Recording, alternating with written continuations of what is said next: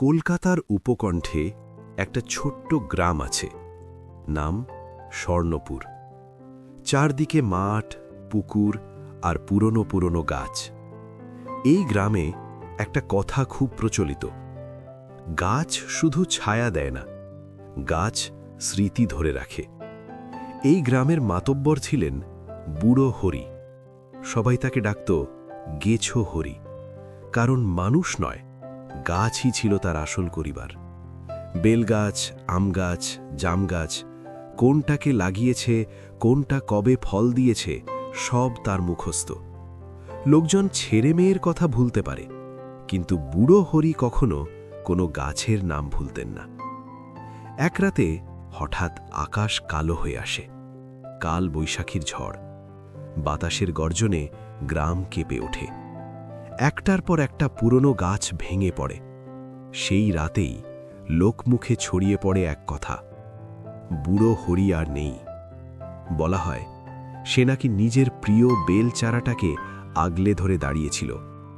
ঝড়ের মধ্যে গাছ ছাড়েনি, শেষ নিঃশ্বাসটাও নাকি গাছের গায়ে ঠেকেই বেরিয়েছিল। পরদিন সকাল, গ্রাম জুড়ে শোকের ছায়া, ভাঙা ডাল, পড়ে থাকা পাতা আর এক অদ্ভুত নীরবতা। কয়েকদিন পর গ্রামের ছেলেমেয়েরা মাঠে খেলতে গিয়ে একটা অদ্ভুত জিনিস দেখে। হরির প্রিয় আম আর জাম গাছের গোড়ায় সাদা সাদা দাগ, চকের মতো নয়, রঙের মতো নয়, যেন আলো জমে আছে। হঠাৎ বাতাস নড়ে ওঠে, মাঠের চারদিকে মেহগনি আর আকাশমণির গন্ধ ছড়িয়ে পড়ে। বাচ্চারা থমকে যায়, তাদের মাঝখানে একটা ছায়া দাঁড়িয়ে, খাটো গড়ন, চেনা কাঁধের ভঙ্গি, বুড়ো হরি।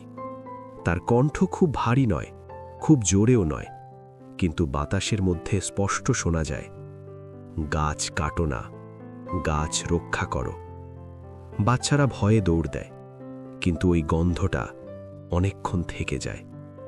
কিছুদিনের মধ্যেই গ্রামে আরও কথা ছড়ায়, যারা বাইরে থেকে এসে গাছ কাটতে চেয়েছিল তাদের নাকি রাতে ঘুম ভেঙে যায়। স্বপ্নে বুড়ো হরি দাঁড়িয়ে থাকে, চোখে রাগ নেই, শুধু দুঃখ। সে বলে, তোমার সন্তানের পাশে যেমন থাকো, গাছের পাশেও তেমন থাকো। কেউ কেউ বলে রাতে বেল চারার গোড়ায় সাদা আলো জ্বলে, কেউ কাছে গেলে হাওয়া ঠান্ডা হয়ে আসে। ভয়ে নয়, এক অদ্ভুত শান্তিতে। ধীরে ধীরে গ্রামের লোকজন বদলাতে শুরু করে, কাটা গাছের জায়গায় নতুন চারা বসে। স্কুলের বাচ্চারা নিজেরা জল দেয়। একদিন সবাই মিলে হরিদাদার শ্রমণে বড় করে গাছ রোপণ করে। কেউ বলে উনি বেঁচে থাকলে খুশি হতেন। আজও স্বর্ণপুরে সন্ধ্যা নামলে, মাঠের দিকে তাকালে মাঝে মাঝে মনে হয় কেউ দাঁড়িয়ে আছে। গাছের ছায়ার ভেতর একজন বুড়ো মানুষ, হাত পিছনে বাঁধা, চোখে পাহারার দৃষ্টি। গ্রামবাসীরা বিশ্বাস করে হরিদাদা মরেননি, তিনি এখনো আছেন, গাছের পাতায়, মাটির গন্ধে আর প্রতিটা নতুন চারার ভেতর।